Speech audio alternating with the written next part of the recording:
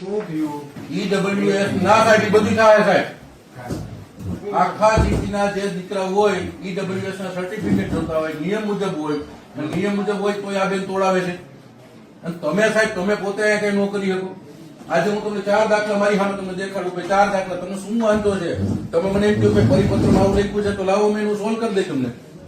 સાહેબ, તમે આ બેન નો ત્રાસ આખા ગામમાં વધ્યો છે, ઠેઠ અમારા સુધી લોકો આવે. મારી વાત એ છે, જવાબદારી તમારી છે, અમારી નથી. તમે એની ઉપર એક્શન લ્યો સાહેબ, એને બોલાવો બેન ને. હું આજે મુખ્યમંત્રીશ્રીને રજૂઆત કરું છું આ બેન વિશે. અતિ ત્રાસ વધ્યો છે, અતિ ત્રાસ. અને અત્યારે સ્થળ ઉપર હાજર નથી, તો એનું તમે જોવો કે ક્યાં છે.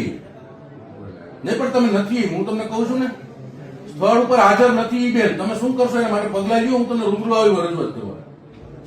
ઈ બેન બેની ઓફિસમાં હાજર નથી અત્યારે. અત્યારે ચાલુ ઓફિસમાં નિશાબેન હાજર નથી છે. અને મારા અરજદારો એ બધા અહીંયા લાઈન હેરાન થાય છે.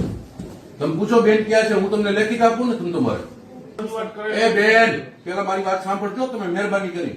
તમે ઈડબ્લ્યુએસ માં અમારા ગોંડલની જનતાને હેરાન ન કરો. અમારા સવર્ણના છોકરા હેરાન થાય છે તમારા કારણે. અમે ભરતીમાં નથી હતા છોકરા. તમે રૂલ્સ જે રૂલ્સ હોય અમને કયો, ક્વેરી છે તમે ક્વેરી સોલ્વ કરી દઈશું તમને. ફાઇનલ ઓથોરિટી સાહેબ છે, ફાઇનલ ગાઈડલાઈન્સ તમારી છે, તમે અમે રહેવા દેજો, ગામને દબાવજો. બરોબર, ફાઇનલ ઓથોરિટી અમને ખબર પડે કોણ ઓથોરિટી હોય. અને તમે છે ને ક્વેરી સોલ્વ નથી કરાવી શકતા. તમે સીધા ધક્કા ખવડાવો છો, લોકોને હેરાન કરો છો. અને મારી ગોંડલની સિટીની જનતા હેરાન થાય છે. અને આ બાબતમાં અમે જરા લાવી લેવાનું નથી. હું આજે મુખ્યમંત્રીશ્રીને સાહેબ ફરિયાદ કરું છું. અત્યારે અમે ગયા સ્થળ ઉપર મીડિયા સામે હતું, ઈ બેન એની સ્થળ ઉપર હાજર નથી એની ઓફિસની અંદર. હું તમને બધું લેખીને અત્યારે હું હમણાં સીએમ સાહેબને ફરિયાદ કરું છું. તમારે જે એક્શન લેવા લ્યો. અને મહેરબાની કરીને હું તમને વિનંતી કરું છું કે અમારા ગોંડલના યુવાનોને, દીકરા દીકરીઓને નોકરી મળતી હોય તો આવા કર્મચારીઓ જો આડા પડતા હોય તેને બંધ કરાવજો. અમે આજે જ એક્શન લેવાના છીએ, આ જજ લેવાના છીએ. જરા 1 મિનિટ અમારે આને જોઈ કોઈ.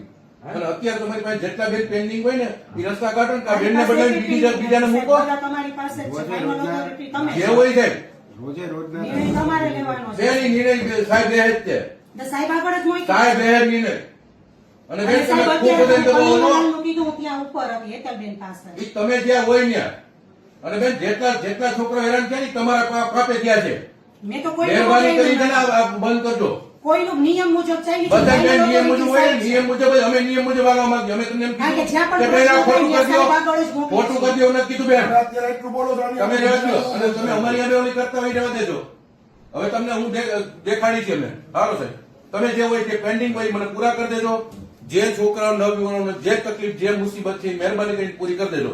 અને બેન વિરુદ્ધની જે કઈ ફરિયાદ છે એ અમે મુખ્યમંત્રીશ્રીને ડાયરેક્ટ કરી છે. અને એક કોપી હમણાં હું તમને 2 વાગ્યા સુધીમાં આપને આપું છું. આવકના દાખલામાં પ્રોબ્લેમ આવકના બધામાં પ્રોબ્લેમ છે. હવે સાહેબ તમે મહેરબાની કરીને, અમે આજે તમને લેખિત જ બધી ફરિયાદને જે કરવાનું છે અમે કરી લઈ છીએ. પણ મહેરબાની કરીને આવતીકાલથી સાહેબ લોકોને શાંતિથી એનું કામ પૂરું થાય, એને ધક્કો ન થાય એવી અમારી વિનંતી છે. અને તમે પોઝિટિવ કામ કર્યું છે, કરશો, અમને વિશ્વાસનો ભરોસો છે.